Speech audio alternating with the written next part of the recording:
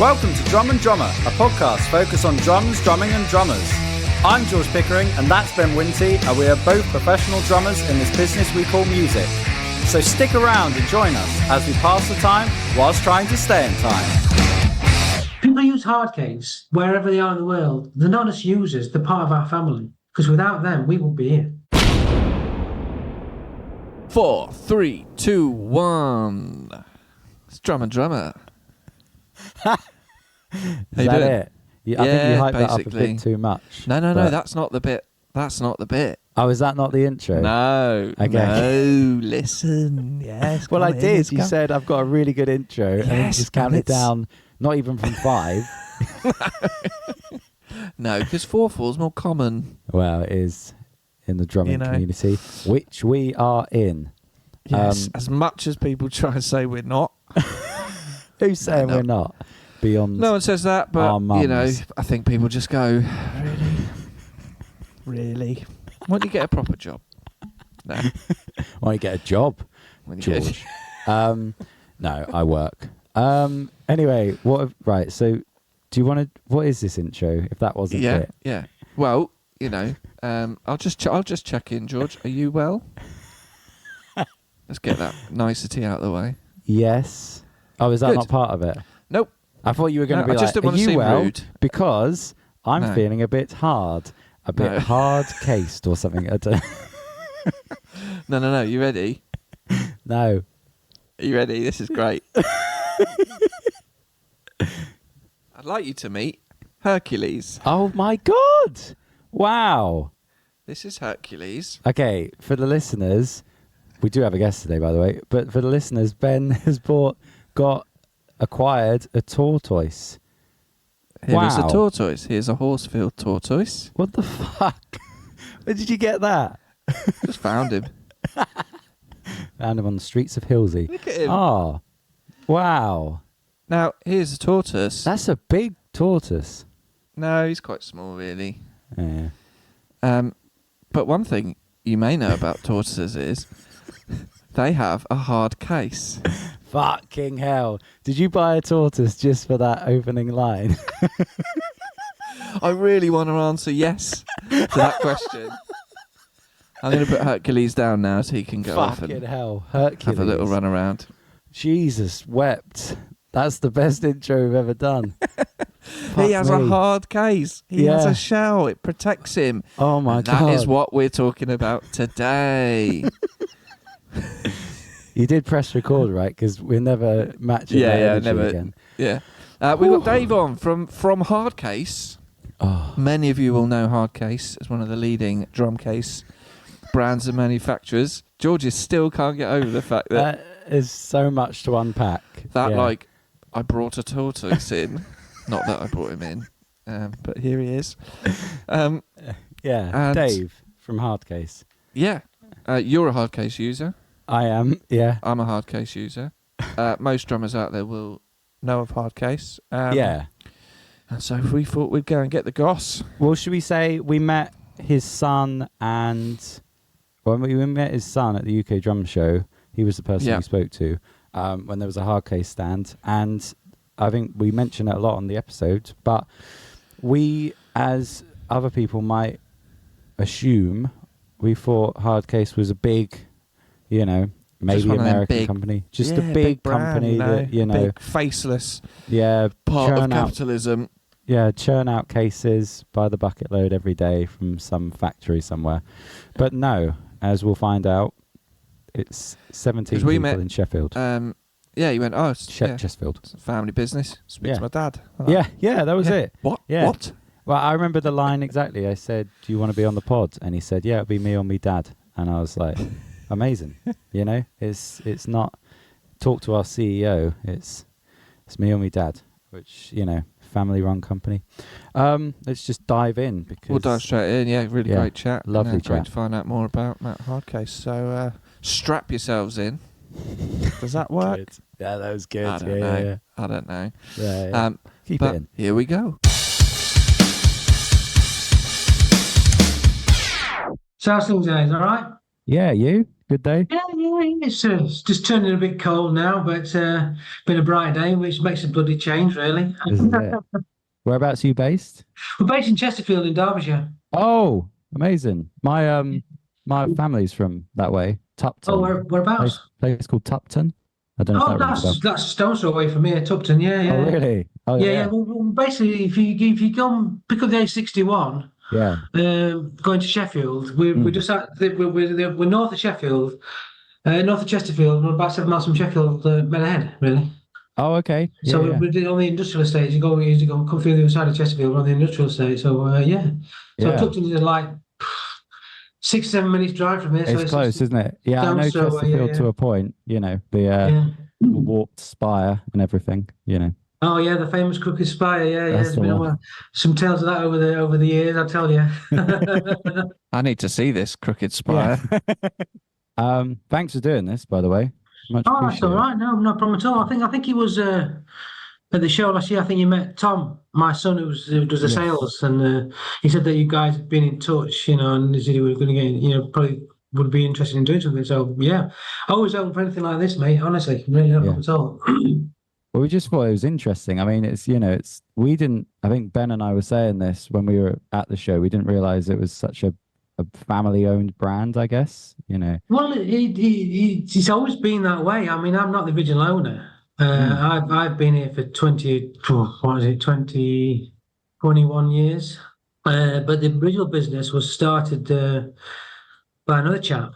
Well, if I go back slightly, the business as a whole was started by two other guys using rotational moulding technology. And you'll be familiar with some of their products because they're still going. They're in the yard opposite us. We share the same yard still. All right. But they make your yellow grip salt bins at the side of the road where they carry all the. Well, that's usually made by a company called Amber Plastics, which was the original holding company for Hardcase. If you go down to like in a petrol station and in a forecourt, you've got like a sign that's usually flapping in the wind. It says a meal deal. It's got a bottle of Coke, bag of crisps, and a snack bar, deal. The plastic unit that holds it to the floor, that's made across the yard. Right. Oh, yeah. Like mobile homes, like Swift caravans, Bailey caravans, Avondale caravans. Yeah. All their waste and fresh water tanks are made by Amber across the yard. Wow. So how did you come to take over then? Well, good story. Yeah. Well, Hardcase started in '92 just as a brand under the Amber Plastics emblem, but then we fast became obvious that they got something that was unique to the drum market. All he got was basically Le Blonde, the old carbon, the fiberboard boxes and stuff like this, and obviously you got soft bags and stuff like that. But most drummers, myself included, because I've been a working drummer all my life, they wrap them in blankets or you just pillowcases and stuff like that. And Derek, who was one of the owners, who was brainchild, he was his baby. Said, what else can we do with this technology? And after a marketing synopsis came about, music industry was the one that came to light because we can make cylinders very easily. So that was '92. So we skipped forward to 2015, 2016, and Derek was ready to retire. The other business partner already retired anyway, Richard. So Derek was now the sole owner of both operations. And Hardcase had grown. We became a limited company in 2005, and it had just grown and grown and grown to the point where we were independent and a separate company than Amber Plastics. So they say Derek was looking to retire. He promised his wife that he was going to retire by the time he was 65. Well, that didn't happen. So in a nutshell, he decided to sell the Amber business first because that was the bigger of the two. So the sales manager for the Amber division was given the opportunity to buy the company, and him and his wife did. So that left little old Hardcase at the back of the yard, because we still share the same yard. And Derek said to me, he said, look, Dave, he says, nobody knows me now. You're the face of Hardcase. you have been for the past sort of like, 15, 16 years or so. Would you be interested? Because none of my family are bothered about taking the business on. And, well, what an opportunity. Yeah. I mean, I've been a working drummer all my life. Never really had the opportunity to go pro. But was it something I really wanted to do, going pro? I don't know, really. I mean, I'm an all right sort of drummer, but I'm nothing. I'm not a Vinnie or one of these sort of guys, Benny Greb or anything like that. But I enjoyed playing drums. But this was, I thought, well, I've enjoyed being the sales side of the operation. Met loads of people, lots of friends in the industry, lots of retail partners, lots of distribution partners. Brought ideas to the table. So I was not only a kit player, I was an ex-marching band player as well. So I enhanced the marching band range quite considerably. It was myself that really developed the colours that's available now. We were working with backline companies and people like Cy J's at London Drum Company and stuff like this for storing artist kits in. So I've dribbled on here, but the answer to your question was that Derek said, look, would you be interested? And I said to Anne, I said, look, my wife, I said, it's a no-brainer, really, isn't it? I live around the corner. I work in the industry. I play the drums. What an opportunity! I've got NAFO qualifications. That's all I've ever done, really. I worked in shipping for about 15 years. That's the only really qualification I've got. I was an export manager, and took it on. When I first got into drumming, and seeing the Hardcase brand, it just seemed so synonymous with drums, up there with other big names. Yeah, you're right. Yeah. And so I think, as George mentioned earlier, you just have in your head that it's a big, possibly even like American company, and then when we met at the show, and it was like, oh no, it's just like quite a small team in North England, yeah. But providing essentially the world with drum cases. I mean, how were you there when that sort of expansion into the world kind of happened? No, I didn't start until 2003. So the brand was launched in 1992, albeit in a very, very basic format. You probably remember the old design, which was like the flat lid design with the old gold webbing that went all the way around. We called it the old spider's web legs because it was really long. So when that was launched, say 92, it was taken to Now, and they said, "Wow, this is great! We love this." So Derek and Richard realised that they'd got something that was worth, going with. So we ran that to about 99, 2000, and obviously, because Hardcase is developed on end user feedback, and we without you as end players, we wouldn't have a product. Because Hardcase being developed by people saying, well, what about this? What about that? Talking to the dealers. What are some of the significant things that, because for me, like Hardcase, it appears like the foundation of it got it so right that any tweaks are kind of seem quite small. They just look the same. It's not to say they are, but what are some of those suggestions or changes that Hardcase has made over the years that are seen as kind of big improvements? Yeah, good questions. Probably the biggest one was the stacking feature. Yeah. So what's 1999, 2000 with Derek and the guys realised that what can we do to change it? So one was the stacking feature. The second one was get rid of the long straps and have the short straps. Relocate where all the handles are. Start to put wheels on products. And that was it. The biggest one was the stacking feature. But they also redesigned it slightly. So the older cases are much more circular, whereas the current specification is more like a D shape. Because if you invert the cases the other way around and look at the lid's slightly bigger at the back end on the two radii. They're vents to allow the case lid to slide on and off. Whereas the original design didn't. It's like a cause a vacuum. Right. Yeah, so these are all some of the points that were helped to, but it came from you guys, the end users, said, look, we need to do this. What about this? What about that? And it was all brought together. And I believe Hardcase is about the end user. We're trying to provide a product that serves a purpose, is user friendly, cost effective, but reliable. And that's why it all came about. So yes, I would say they're probably the main points, Ben, that, to answer your question, mate. I mean, wheels are just. I'd be lost without wheels on a cymbal case now. Yeah. So Well, thanks for that. yeah. Well, the wheels. The original cymbal case was only a 20-inch cymbal case, and it didn't have wheels. And so we then looked at, well, what do we do? Let's try to expand the range. So we brought in the 22-inch cymbal case, the 9-sim, and then from that we thought, well, we had people who had asked us about what about a Peisty 24-inch ride, and one or two other companies, Zildjian had done one, because I think I ended up speaking to Tina Clark when she worked for Zildjian years ago. They were looking for a case for a 24-inch ride cymbal. Nobody did one. It was either a soft bag or you made your own case. So we just replicated the 9-sim and just made it bigger. And that was, again, from end users and dealers and other manufacturers saying, why don't you do one of these? We thought, wow, yeah, why not? We've got the technology to do it. We'll do it. But wheels was a godsend. One of the best ones about wheels, just digress slightly, the 28-inch hardware case. Are you familiar with the small hardware case that we do? The 28 by 10 by 10. Very popular case.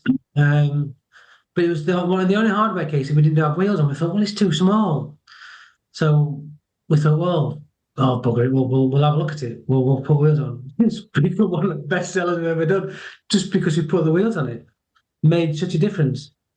So, yeah, it's just we're grateful for people to give us feedback. Some of it is not always positive, but then again, it's not a bad thing because you learn from it, don't you, really? And that's the important thing. Has there been anything else from like drum shell manufacturers where like tom mounts or anything where you thought like, oh, this doesn't fit now, we maybe have to slightly adjust, or do you try and be very universal in mind? Well, the thing about Hardcase, Ben, is that the products are all generic. I mean, we would love to have had, a set of molds that made Yamaha drums, and some that would suit Tama drums, and then some that would suit Ludwigs and Premiers and Gretsch, and then there's all the custom build stuff as well. So like, your Highwoods, your Jalapenos, and the plethora of drums that are out there, because the market's changed so much.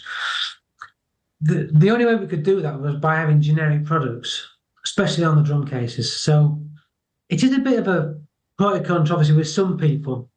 Your cases are too big, but we haven't got the luxury of having all these different molds, and so that's why the cases are designed to cover something like, like the DW have the larger wing nuts on their photon brackets and stuff like that.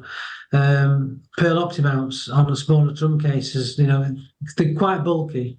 The thing that we tend to say to people is if you've got something like a rims mount system, so something like a Gauka rim, Ludwig Vibraband, Tama Starcast mount, tom sizes between 8 and 13 go to the next size case up. But if you're something like a Pearl Optimount, Yes Mounts, TARs from Sona, the normal standard size cases will do the job perfectly well, because they've been designed to be slightly oversized across the board to allow, I won't say every drum brand, because somebody's going to question me and they say, well, you've said everyone's going to do that. So the majority, let's err on the side of caution. Yeah. That we try to be, offer a product that will cater for 99.9% of the brands that are out in the marketplace. A lot of people, which I love to show people around. So if you're ever in the area, you must come and see us. You're always welcome. We have the kettle on, we'll have a biscuit, and we'll talk, whatever. You're always welcome. Anybody's welcome.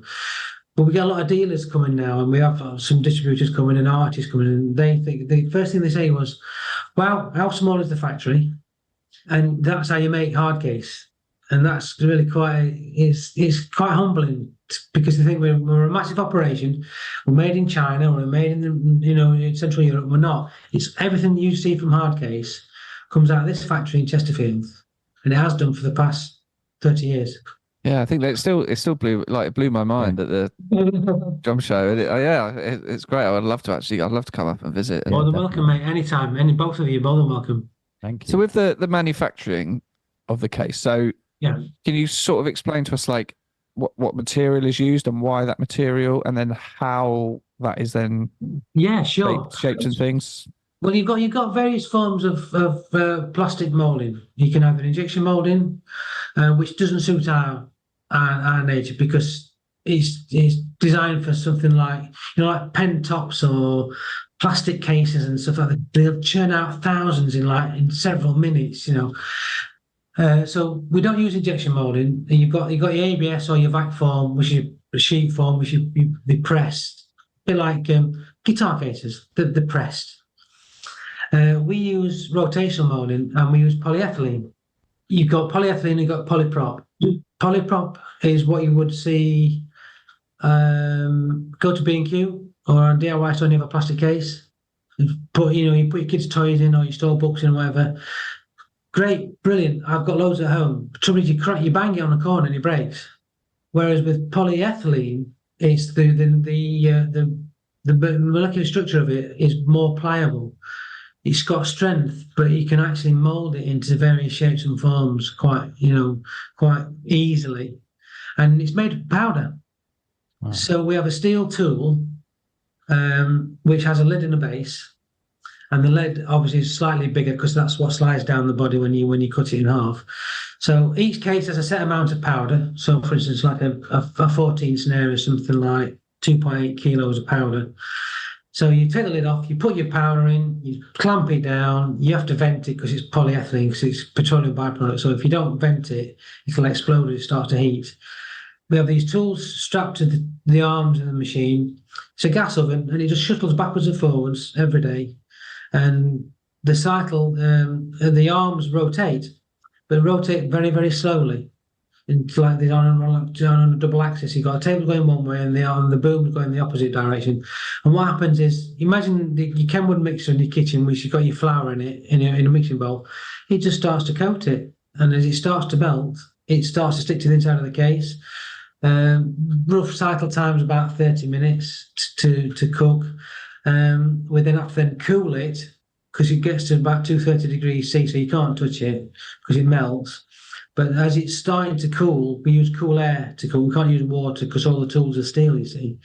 So cool air, cycle about 18, 20 minutes. While that's cooling down, the other arm, we've got two arms, that's been remolded and built up again, repeat the process. And then, so like half an hour, you've got a plastic shell. Wow. So how long in total with adding all the like handles and badging and stuff? How long does it take to make a snare case? Snare case, probably from putting the powder in, letting it cool, cutting it, putting all the fittings on, pads, badges, polish, box, about an hour.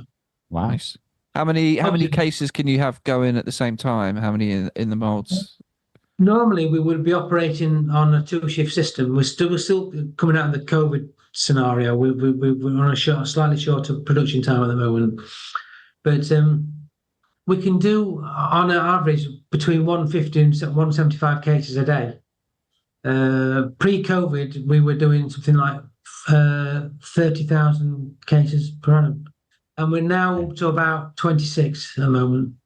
That's a lot. And I keep thinking, where do they all go? Yeah. Where do they all go? But I've got some. Yeah, I've got some. Well, do you know what? This is what Ben and I were talking about with Hardcase, because we were saying, because it's such a good brand, I've had Hardcase stuff for years, as has Ben.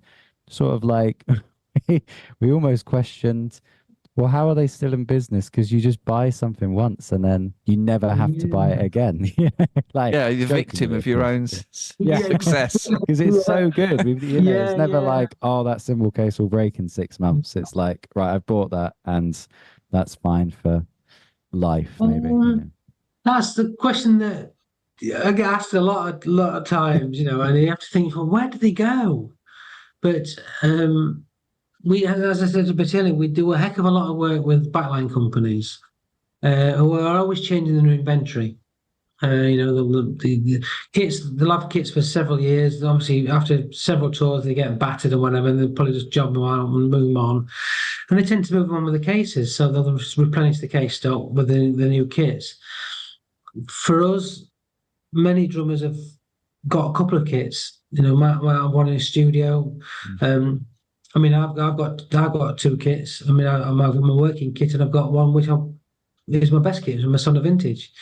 And that's probably never really going to see much work because it's a great kit and it's a lovely kit, and I've never been able to get one before, so I've got one now. But I've also got a working kit and an SJC which I use all the time, both in Hardcase. So some drummers I've got 2 or 3 kits. Backline companies we do a heck of a lot of work with. Yeah.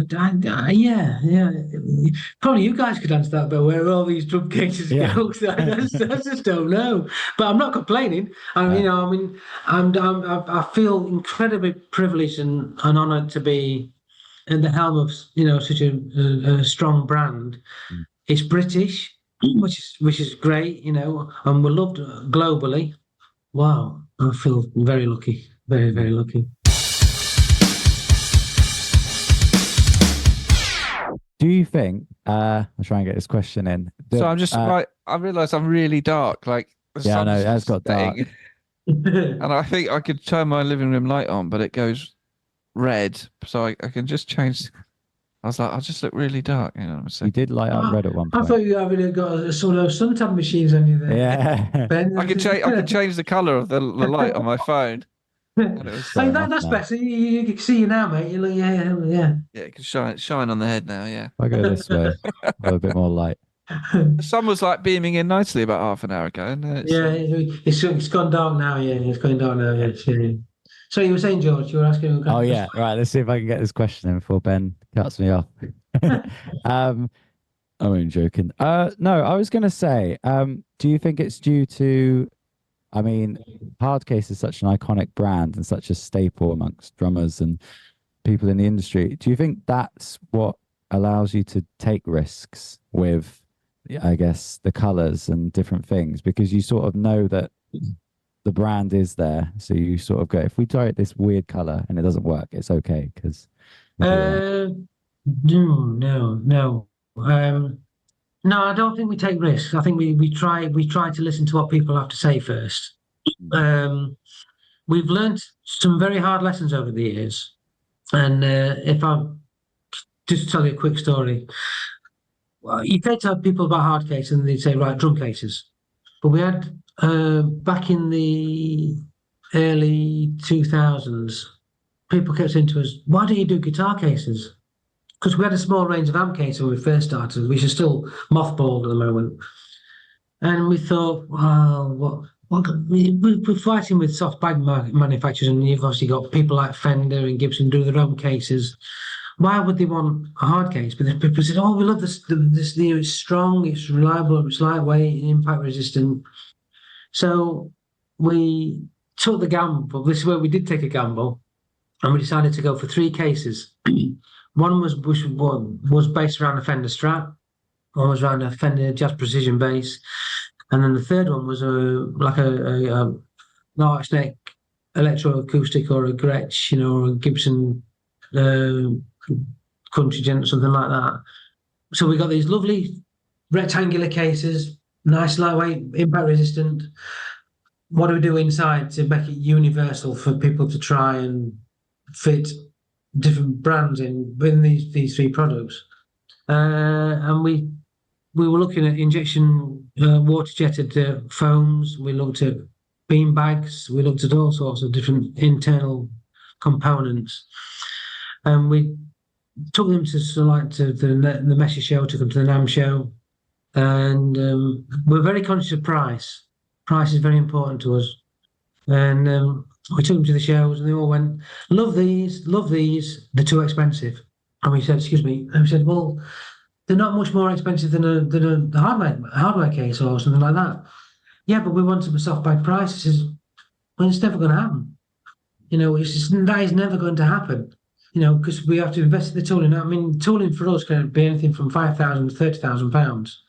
Depends on what size the tool is. These cases, we're looking at retailing them at around about, I think it's around about 150. Too expensive. What price you want? We want it for 60 quid. He said, you haven't got a prayer. it cost the 60 quid of the component parts inside that case, but without the plastic. So, well, again, we were sat having a beer one day at a show. I remember when it was, and Derek said, he said, "What are we going to do about these guitars cases, Dave?" I said, "Well, if I put a drummer's hat on now and you said to me Hardcase, first thing I say is drum cases." And he went, "Yeah." So we ended up scrapping the whole lot. They just sent it to the scrapyard. And we said, "Lesson learned. Stick to doing what you do best. Don't try to interfere with other people's side of the operation." You know, what people say to us, "Why do you do a soft bag version? Why do we want to do that for? When we got Dino down the road, you've got the head cases. We're not going to get any more business. We let's do what we do best, and that's make a rigid case that people know and trust. They recognise the name for what it is, and that's what we did." Speaking of their the strength of the cases, like is there a testing process? Yes, we use. This is very simple and a very crude way of testing it. Actually, it's an impact test. It's basically we have a weighted spike, which is dropped from a certain height, and if that spike penetrates the case is no good. If it just dents the case, we're on to a winner. How far do you drop it from? Well, now you're asking me. I can't remember now. I think it's between 5 and 6 foot, something like that. So it's a fair old weight, and it's weighted because it's like anything. Any product you buy is prone to some sort of damage. Whether you drop a laptop, you drop your phone, you're going to crack your screen. You know, you drop a cup, more likely going to break the handle off it. You know, and that's why we don't give 100% guarantee, because you and I know that in the industry, it only takes some road crew to throw something, and they're not bothered. What's important is that the instrument inside is safe. And if the case gets all the damage and is knackered, it's done its job. It's worth replacing, because the instrument inside is protected. And I remember once the guys at one of the music stores down in London, who are no longer with us, they took a lot of Hardcase. They had the studios, and they're more colour coded, and they did great sales. They did orchestral stuff. They did kit work, touring bands, and they sent us a video once of them on the top of their building with a Hardcase and a soft case. I'm not saying what name it is, but it was just a soft bag and a Hardcase, and they got both have got pearl toms or something like that in them. Only export, but you know, decent kit, you know. And they just dropped them about 30 foot, and the Hardcase was scratched. I think one of the clasps got cracked, but the drum inside was okay. The latter one, the drum had become oval. So you know, these products got a place in the market. It's got its own niche. It depends on what you want to do with it and how you look after it. But so that's how we test. We test out. We have an impact test, and plus over the years we've learned how to get the right amount of powder to make sure that the case is strong enough. Because if you have it too thick, it becomes too heavy, and it just renders it useless. Or you can have it too thin, where it's paper thin, doesn't have any impact protection whatsoever. You can hit it, waste of time. So again, over the years, we've realised how much powder we need to put in each product. We make sure they test it, and the rest is history. Yeah, that's how we do it.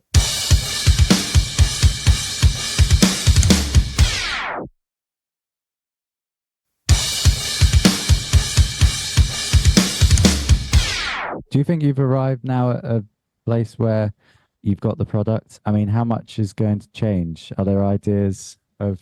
I mean, you've done the wheel. It's hard to top wheels. We've got some other ideas in the pipeline. Yeah, we're always looking at listening to what end users say. Can you change that? Can you change this? Sometimes we can't change it because experience, and I don't mean this in a derogatory manner, but it's for one person's personal choice. We have to think about the bigger picture and how is it going to impact the general end user.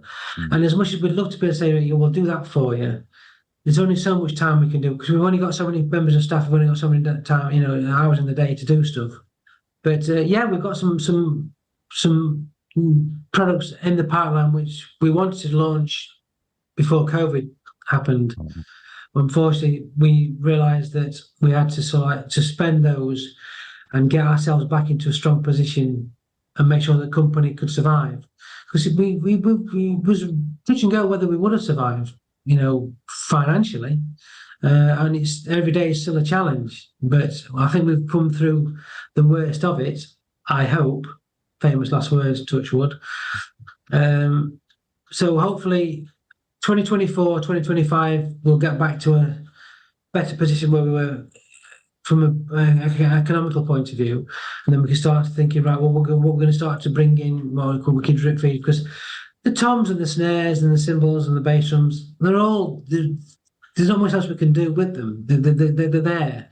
They're industry standard. What we can try and do is enhance the range by bringing different products in, removing something that doesn't work, or what can we do different with that? Do we bring more colours in? Do we reduce the colours? Do we just do something else? Do we change the handles? I don't know.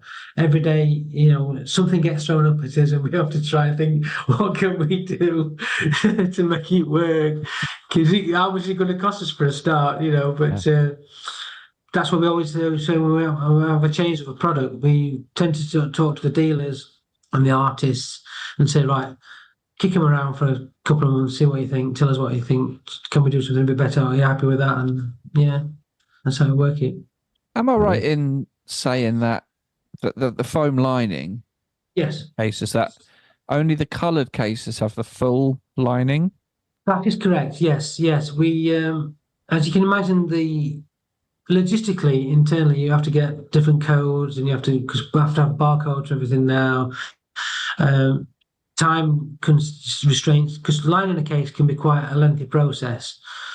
So that's one of the projects that we're looking at, is we always said that we keep the corporate brand with the gold straps and the pads until we change it to the black.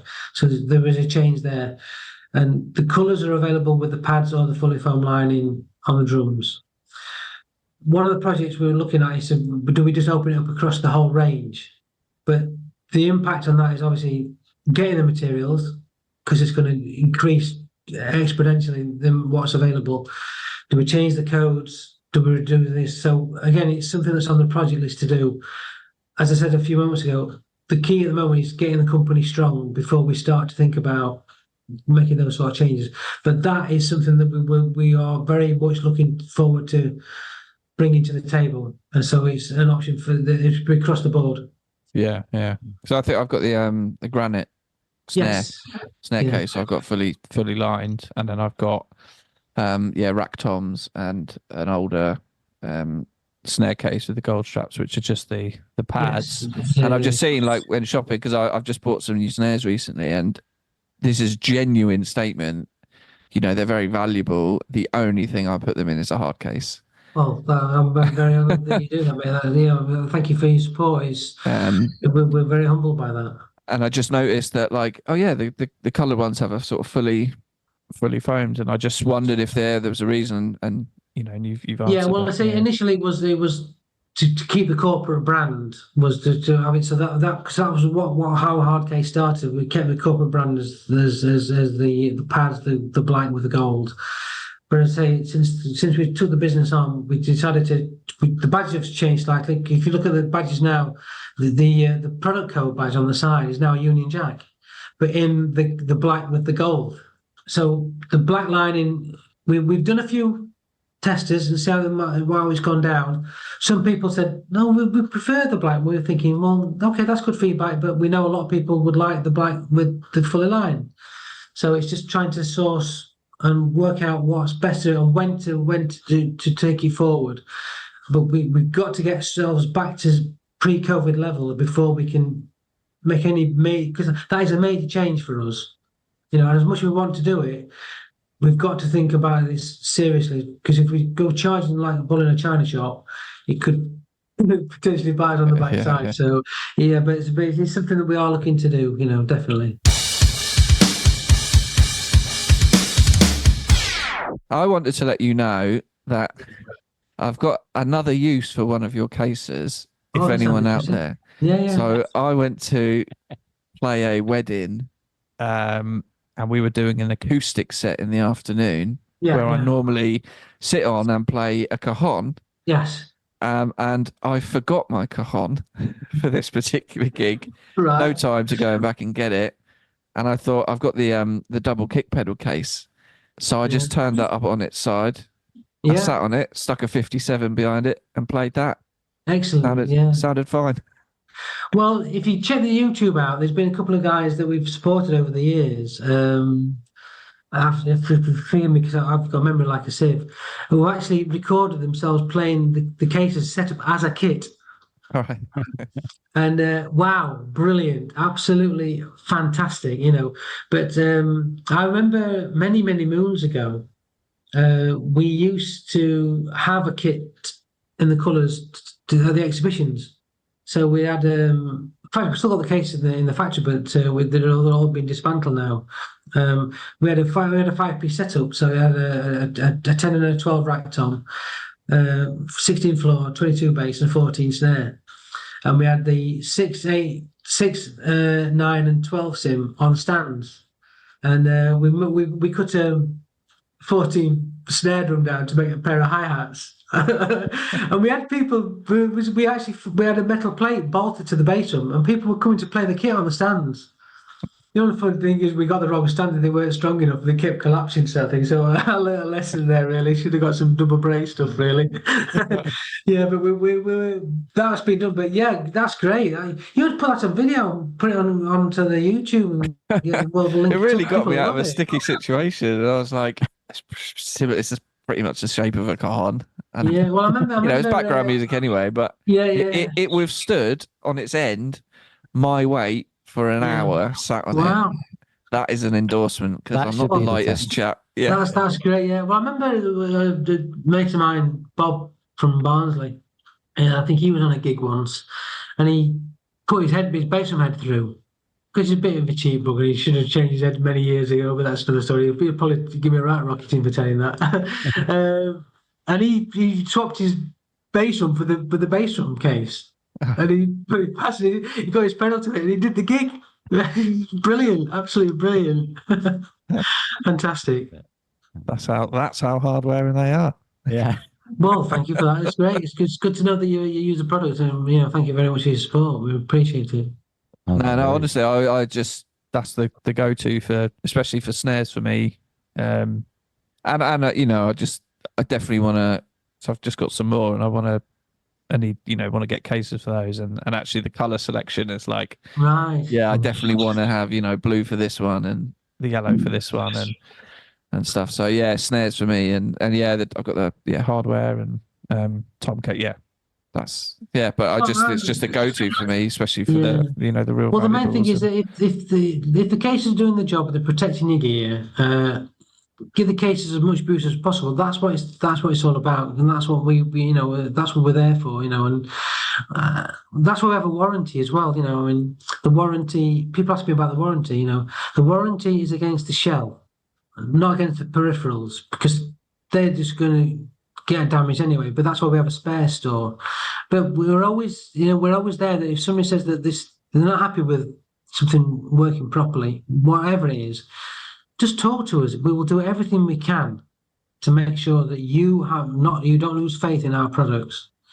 Because, again, I'm a working drummer, and the last thing I want is anything to be letting me down, even on my drums.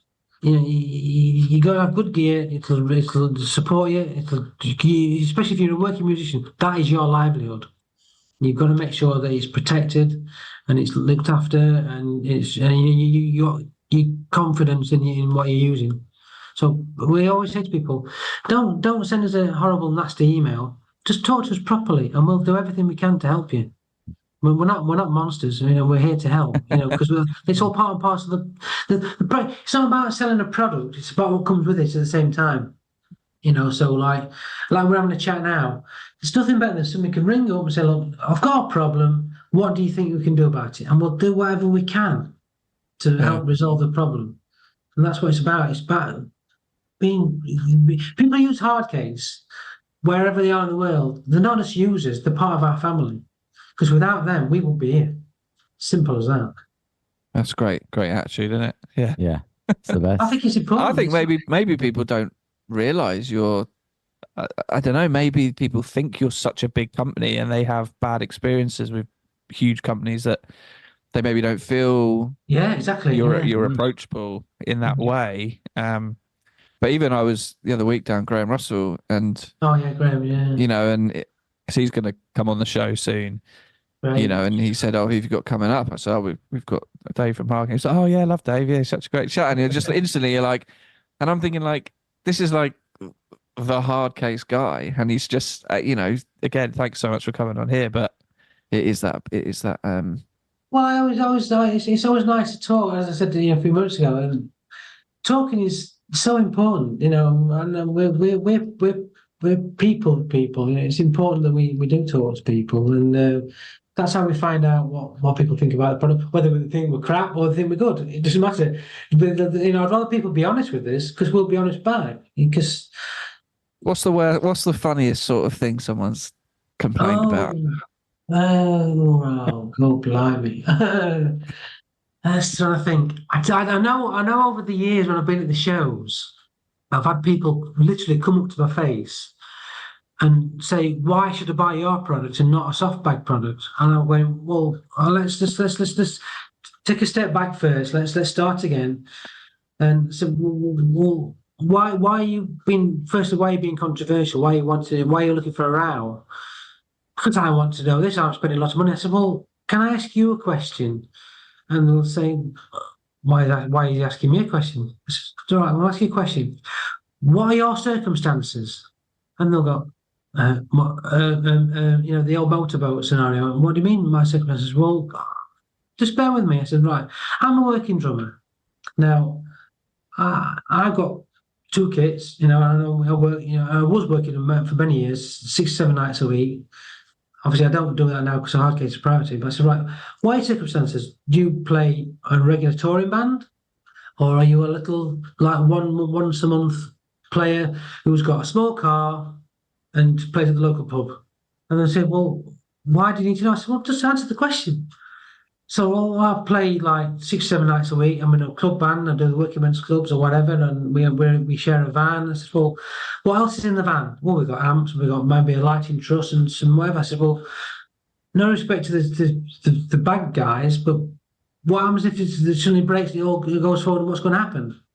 "Oh yeah, it's a good chance that my Gretsch broadcaster might get a crack at it." I said, "I'm not saying it will do, but it's just an observation."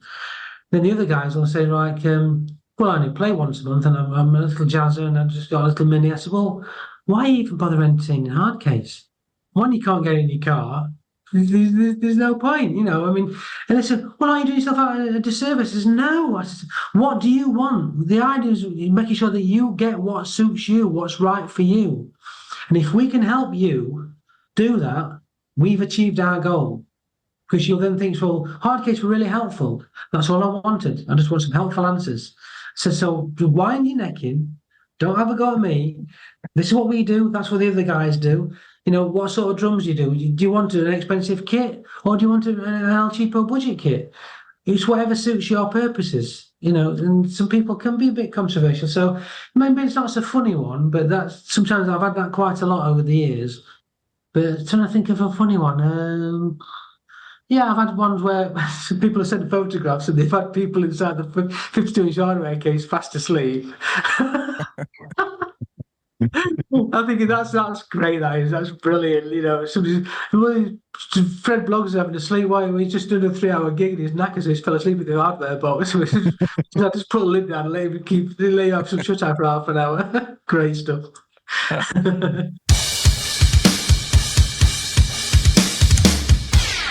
Well, I might know the answer to this already, but I'm going to ask you our last question, Dave, which is, who is your favourite delivery company? Oh my God, that's $1 million question. Us, when we hire our own van to deliver it, because I tell you what, sometimes it just leaves a lot to be desired. It really does. I'm trying not to incriminate myself here because they might be watching or listening. But, yeah. Well, you don't have to say the name, but have there been any bad stories to do with deliveries then? Oh yes, yeah. We had one just before Christmas, um, with a very, very well-known brand of delivery company, and we've used them for many, many years. And just of late, they seem to have had quite a large turnover in staff for whatever reason. I don't know. I don't particularly want to know. But all I'm bothered about is that they come and pick up from us when they say they're going to do it, and they deliver it properly so the customers get the goods. And this particular day, as I mentioned before, we share the same site as Amber Plastics. So we're not on the main road, we're at the back of the yard. But we've got big signs at the front that says Hardcase, this way, whatever. When you put the sat nav code in, it takes you to the road opposite side of the street, which is a bit of a pain in the backside, but not to worry. And 9 times out of 10, most drivers will find us. But this particular day, this guy obviously must have got out the wrong side of bed and had his Weetabix, whatever, I don't know, maybe not a cup of tea or he was busting for a slash, I don't know. And he came in the office. We've got a big sign on the door that says goods in, press the bell and somebody will come and help you. He came to the office and he's opens the door. He says, I can't find you. What are you going to do about this? And he was really rude to one of the staff members. Now, I don't normally get ratty with anybody. I try not to. And I thought, I ain't putting up with this. I went to the factory and I said, excuse me, if you're going to come to this place and have an attitude, I'd rather you not bother coming. He just started putting the parcels on the back of the wagon. He took them off and he said, you can get stuffed, and drove off. So I rang the office and I said, look, I was had a bit of a set to. I said, but I'm now having this guy talking to the staff. He's never been since, but they came back the same day and picked it up for us. So there you go. Do you? This might be a silly question. No. If you're sending out a case, Yeah. do you need to box it up? I mean, it's. I do it. Yeah. We box everything. I mean, you do, box but I everything. mean, yes, yeah. it seems like it's pretty well. Yeah. Why Why are you boxing a protective case? That's a good idea. Best way to answer that one, mate, is that if you went to a certain electrical store and you wanted to buy a TV, it would come in a box. Because if you didn't it was delivered, it would be scratched to hell, wouldn't it? Yeah. That's exactly the same for Hardcase. We know it's the cases are designed obviously to take a battering, but you want to make sure that they get to the end user in a polished state and they're all nice and clean and whatever. And so yes, we do box everything. Yeah. Yes. So it's not a daft question. It's a great question, mate. Honestly, it's. Where's best for people to find out about Hardcase?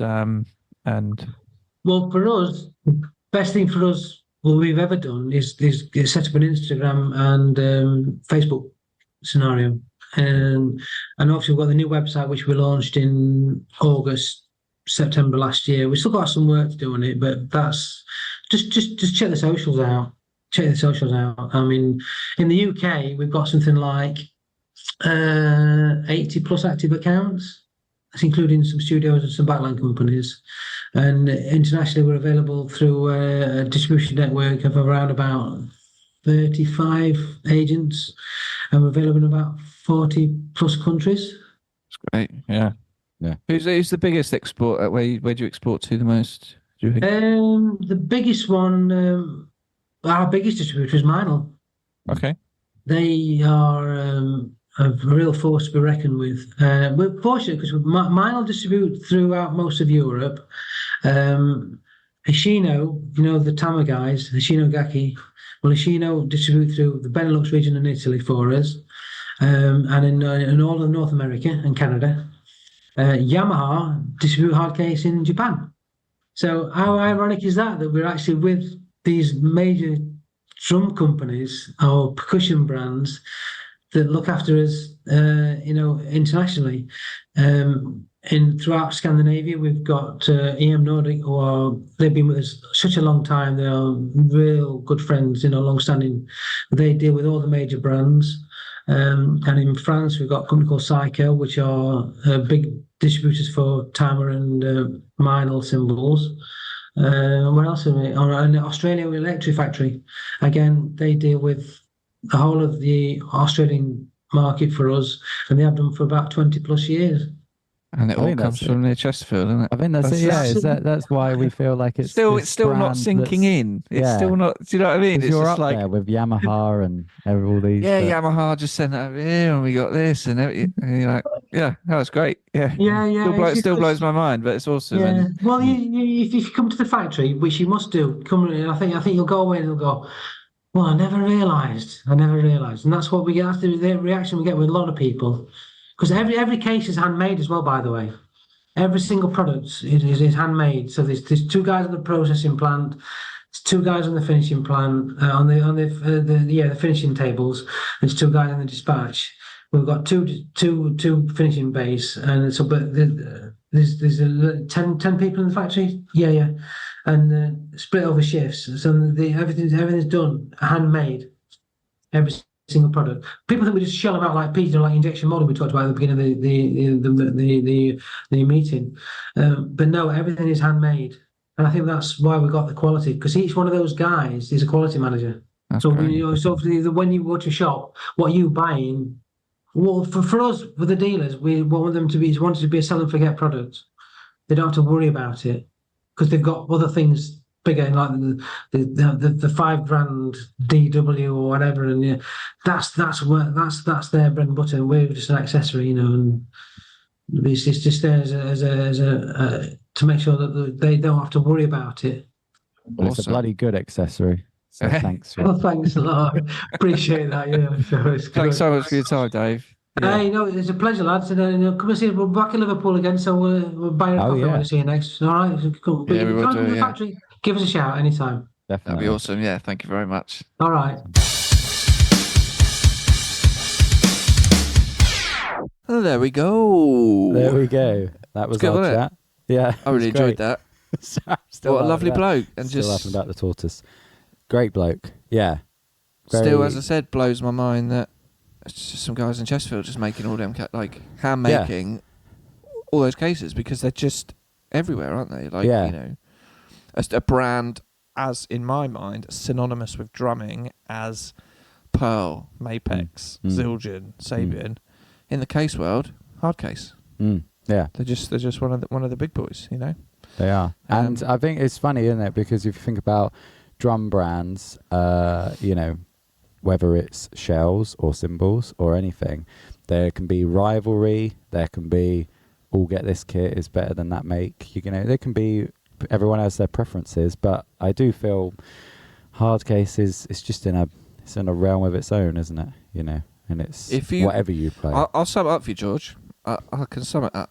Yeah, please. If you want a case that's hard, Yeah. you can fill the rest in yourself. Yeah, you can. Hard case, isn't it? Yeah. Job done. Yeah. And I genuinely am a hard case user. I generally have Yes. hard cases. And I genuinely do.